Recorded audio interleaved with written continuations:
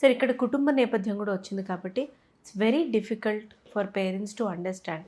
అంటే ఇప్పుడు ఒక అబ్బాయి ఉద్యోగం నేను చెయ్యను, నేను ఏదైనా కెరీర్ ఆప్షన్ వేరే చూసుకుంటా అన్నా కష్టమే. ఒక ఆడపిల్ల నాకు పెళ్ళి అంటే నమ్మకం లేదు, చుట్టూ పెద్ద గొప్ప పెళ్ళిళ్ళే చూస్తున్నాం మనం, నేను చచ్చినా పెళ్లి చేసుకొని సింగిల్గా ఉంటాను అని అన్నా. ఇప్పుడు వాళ్ళ పిల్లలు వచ్చి అమ్మ నాకు సేమ్ జెండర్ మీదే ఇంట్రెస్ట్ ఉంది, నాన్న నాకు సేమ్ జెండర్ మీద ఇంట్రెస్ట్ ఉందని చెప్పిన యాజ్ అ పేరెంట్ నేను కూడా, అండ్ ఖచ్చితంగా ఏ పేరెంట్ అయినా యాక్సెప్ట్ చేయలేం. ఫస్ట్ కాదు అసలు, అది ఎంతో మానసిక సంఘర్షణ, ఆవేదన, పోరాటం తర్వాత అప్పటికి వస్తుంది యాక్సెప్టెన్స్. మీకు I'm sure it would have been a struggle, and maybe ఆ స్ట్రగుల్ కూడా ఇప్పటికీ కంటిన్యూ అవుతుందని అనుకుంటున్నాను నేను, నాకు అర్థమైనంత వరకు. మీరేం చెప్తారు దీని గురించి? చాలా మంచి ప్రశ్న అడిగారు. ఇది మా భాషలో మేము దీన్ని కమింగ్ అవుట్ స్టోరీ అంటాం. అంటే తల్లిదండ్రులకి కానీ లేదా ఫ్రెండ్స్కి కానీ బాగా పరిచయం ఉన్నటువంటి వ్యక్తులకి మా మనసులో ఉన్నటువంటి ఆ సంఘర్షణ గురించి తెలియజేయాలి అనే ఒక ఆతృత ఉంటుంది. కానీ తెలియజేయాలి అని అనుకుంటే మనం చాలా ఇష్టమైన వ్యక్తులకి లేదా మనం బాగా నమ్మకమైన వ్యక్తులకి తెలియజేయాలనుకునే ఒక ఉద్దేశంతో మేము ఉంటాం. ముఖ్యంగా ఒక గేమ్ మగవాడు అయితే ఖచ్చితంగా ఇద్దరు తల్లి తండ్రిలో ఎక్కువగా తల్లికి చాలా చనువుగా, అంటే అది న్యాచురల్గానే ఒక ఫ్లో ఉంటుంది. చాలామంది అబ్బాయిలు అమ్మకి ఎక్కువగా సన్నిహితంగా ఉంటారు, ఎక్కువ షేర్ చేసుకోవాలనుకుంటారు. సో అదేవిధంగా నేను కూడా మా మదర్కి చెప్పాలని ఒక ప్రయత్నంలో అయితే ఉన్నాను. కానీ సమాజంలో ఉన్నటువంటి పరిస్థితుల్ని గమనించి అప్పటికి బహుశా ఇది కూడా నాకు న్యాచురల్గా వచ్చినటువంటి ఆలోచన అయి ఉండొచ్చు. సమాజ పరిస్థితులు, కుటుంబ పరిస్థితుల్ని ఆలోచించి మా నాన్నగారు ఏంటి, పొలిటికల్ బ్యాక్గ్రౌండ్ ఏమైనా ఉందా, సమాజం బ్యాక్గ్రౌండ్ ఏముందా, అందులో కాస్ట్ పాత్ర ఎంతవరకు ఉంటుంది, ప్రివిలేజెస్ ఏమైనా ఉంటాయా, సో దీనివల్ల నన్ను ఏమైనా బతకనిస్తారా లేకపోతే నన్ను చంపేస్తారా లేదా ఇంట్లోంచి బయటకు గెంటేస్తారా, ఇవి ఒక ఊహ వెనకనే ఉంటుందండి చెప్పాలి అనుకునే ముందు. అన్ఫార్చునేట్గా నేను ఎప్పుడు కూడా ఎవరికి చెప్పే అవకాశం రాలేదు. బట్ దురదృష్టవశాత్తు ఒక సందర్భం వచ్చింది. ఆ సందర్భంలోనే నా గురించి తెలియడం జరిగింది. తెలిసిన తర్వాత నేను ఇంట్లోంచి బయటకి బలవంతంగా రావడం కూడా జరిగిపోయింది. సో తర్వాత మొత్తం మళ్ళీ నేనే చాలా కష్టంగా హైదరాబాద్ సిటీకి వచ్చి నాలాంటి వ్యక్తులు ఎక్కడ ఉంటున్నారు, ఏ ఏరియాలో నివసిస్తున్నారు, అప్పుడు ఇవి ఏమి ఉండేవి కాదండి. నాకు తెలిసి అప్పట్లో ఈ ఆర్కుట్, ఫేస్బుక్, తర్వాత యాహూ చాట్ బాక్స్ ఇలాగే ఉండేవి, లేదా మహా అంటే ఇంటర్నెట్ షాప్స్లో ఉండేవి. కీవర్డ్స్ తోటి మనసులో ఉన్న అభిప్రాయాల్ని కీవర్డ్స్గా గూగుల్ సెర్చ్ బార్లో కొడుతూ ఉంటే వచ్చే కనెక్షన్స్ని ఒక చాటింగ్లో, ఒక ఈమెయిల్స్ ద్వారానే కమ్యూనికేషన్ చేసుకొని ఆ సిటీస్లో ఎక్కడ ఉంటారు అనేది తెలుసుకొని ఒక చోటకు వచ్చి అచ్చా మనమందరం ఒకే అభిప్రాయాలు, ఒకే ఫీలింగ్స్తో కలిగి ఉన్నాం, మనం అందరం కూడా కుటుంబం నుంచి వెలివేయబడి బయటకు వచ్చినటువంటి వ్యక్తులమే కాబట్టి కలిసి బ్రతకాలి, ఇది మన జీవితం అని వచ్చిన తర్వాత మళ్ళీ హక్కులు ఒకవైపు, డైలీ లైవ్లీవుడ్ కదా. ఇప్పుడంటే చదువుకున్న తర్వాత అప్పుడు కూడా అంతేనండి, చాలా కష్టపడి చదువుతున్న టైంలోనే మీరు వచ్చేసారు బయటికి, అంతకన్నా ముందే వచ్చేసానండి. నాకు తెలిసిన ఇంటర్మీడియట్ అయిపోయిన తర్వాత నేను ఇంట్లోంచి బయటకు వచ్చేసాను. సో అప్పటి నుంచి కూడా ప్రతిదీ కూడా నేను సొంతంగానే చేసుకొని, సొంతంగా చదువుకొని, సొంతంగా చేసుకొని, ఆ తర్వాత కూడా ఒంటరిగా బ్రతకడం, నాలాంటి వ్యక్తులతో కలిసి బ్రతకడం. సో ఇదంతా కూడా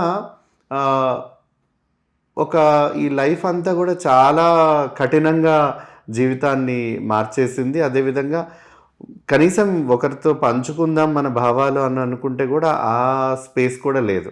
సో ఎవరికి చెప్తే ఎలా ఉంటుందో, అంటే ఇంట్లోనే మనకు యాక్సెప్టెన్స్ లేకుండా బయటికి వచ్చేటువంటి పరిస్థితులు కలిగినప్పుడు సమాజంలో ఇంకెవరు అర్థం చేసుకుని యాక్సెప్ట్ చేస్తారు అన్న ఒక క్వశ్చన్ మార్క్ మాలో ఏర్పడింది. సో ఒకరు యాక్సెప్ట్ చేయాలి మమ్మల్ని అనేది కాకుండా ముందు మమ్మల్ని మేము యాక్సెప్ట్ చేసుకొని ఆ తర్వాత మిగతా వాళ్ళు ఎవరైనా యాక్సెప్ట్ చేస్తే చేస్తారు, లేకపోతే లేదు. బట్ అప్పటి వరకు అయితే మనం పోరాడుతూ మన జీవితాన్ని మనం ముందుకు తీసుకెళ్ళాలని ఒక ఉద్దేశంతో అయితే ఉందండి. ఎంతో సారీ సార్, ఈ విషయాల గురించి తెలియనప్పుడు దీని మీద రకరకాల ప్లాట్ఫామ్స్లో రకరకాల కామెడీ అనేది జరిగింది, చూసాం.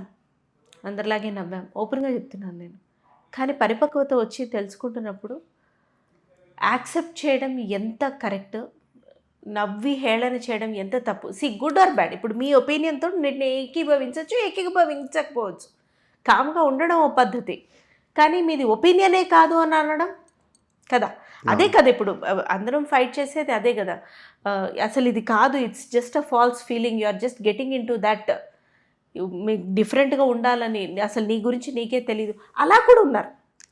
అవును, అలా కూడా ఉన్నారు. అంటే నా గురించి నాకు తెలియదు, నేను ఇదే నేను ఊహించేసుకున్నాను, కానీ అందులో మళ్ళీ సంఘర్షణ, ముందుకు వెళ్ళలేము, వెనక్కి రావలేము. అలా కాదు, సొసైటీ ఏమనుకుంటుందో అని మ్యారేజ్ అనే ఒక ఇన్స్టిట్యూషన్కి వెళ్ళి ఇంకొక పార్ట్నర్ని, అబ్బాయి అయినా సరే అమ్మాయి అయినా కానీ, సఫర్ చేసేవాళ్ళు, అక్కడి నుంచి ఆ పార్ట్నర్ని చంపడానికి ట్రై చేసేవాళ్ళు, లేదా వాళ్ళతో ఉంటూనే వీళ్ళ జీవితాన్ని వీళ్ళు డబుల్గా కొనసాగించేవాళ్ళు.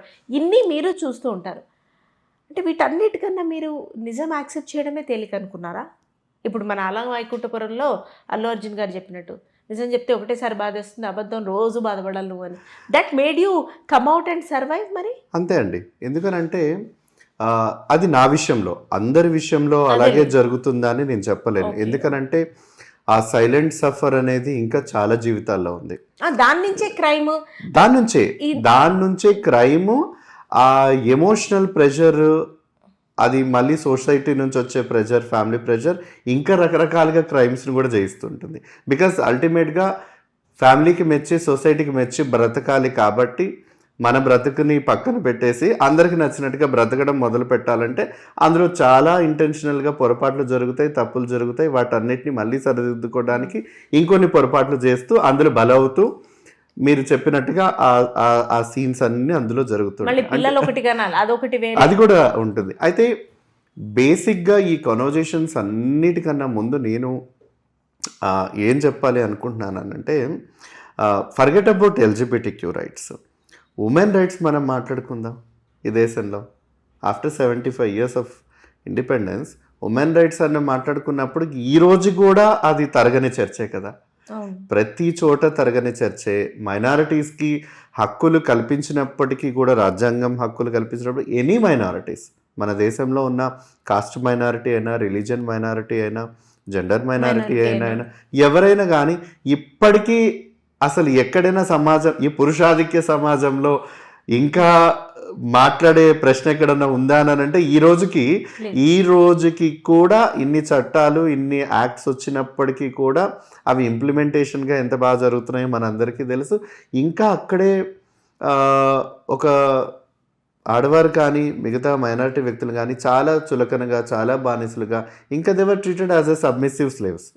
So no matter what. So in that case LGBTQ పీపుల్ని అదే పురుషాధిక్య సమాజం అంత తొందరగా యాక్సెప్ట్ చేస్తుంది అని అంటే నేను అయితే ఎవరు అంటే ఇది నాకు మొండిగా తెలిసినటువంటి పచ్చి నిజం. మనం ఒక చిన్న ఉదాహరణ చెప్తానండి. ఒకప్పుడు మన హైదరాబాద్లో ఇద్దరు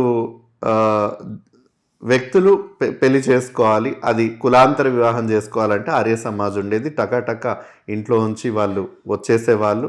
బహుశా ఆ టైటిల్స్ అందరూ ఇంట్లో ఉన్న వాళ్ళు ఈ విధంగానే మాట్లాడారు. లేచిపోయింది, లేపుకెళ్ళిపోయాడు, లేచిపోయింది, ఇలాంటి పదాలే మాట్లాడుకొని టీవీల్లో అవే వచ్చేవి. అక్కడ నుంచి సెన్సేషన్, వాళ్ళ ఆర్య సమాజకు చేరుకుంటారా లేదా, చేరుకున్నాక పెళ్లి చేసుకుంటారా లేదా ఈలోపు ఎవరైనా వచ్చి నరికేస్తారా, ఇవన్నీ కూడా చాలా క్రైమ్ థ్రిల్లర్గానే మనం చూసాం. ఎస్పెషల్గా అవే చూసాం. ఇవి చూసిన తర్వాత ఎన్ని అదేమంటారు హానర్ కిల్లింగ్స్, పరువు హత్యలు జరిగిన తర్వాత అసలు మేము ఈ ఫీలింగ్స్ ఉన్నామని చెప్పే ధైర్యం ఎవరికైనా ఉంటుందా? అదే పురుషాధిక్య సమాజంలో పెరిగినటువంటి ఇళ్ళ నుంచి ఇలా మేము మా మనసులో ఇది ఉందని చెప్పే ధైర్యం బహుశా తెలుగు రాష్ట్రాల్లో చేస్తారని నేనైతే అనుకోవట్లేదు. ఎందుకనంటే తల్లిదండ్రుల దగ్గర పిల్లలకి అంతటువంటి స్వేచ్ఛ, స్వతంత్రం లేదు అని నేను అనుకుంటున్నాను. ఎంతవరకు కూడా మేము మీకు ఇది ఇస్తున్నాం, మీరు ఇదే చేయాలి, మీరు ఇదే చదవాలి, మీరు ఇదే వేసుకోవాలి, మీరు ఇలాగే ఉండాలి, మీకు మేము చేస్తున్నాం అంతే. మీకు నో ఆప్షన్. మేము ఏదైతే ఇస్తామో, మేము ఏదైతే చెప్తామో, మేము ఏం చదువుకోమంటే మీరు అది చదువుకోవాలి, మేము ఎవరిని పెళ్లి చేసుకోమంటే మేము వాళ్ళే చేసుకోవాలి, మేము ఎలా మీరు ఉండాలో మేము డిసైడ్ చేస్తే మీరు అలా ఉండాలి అంతే.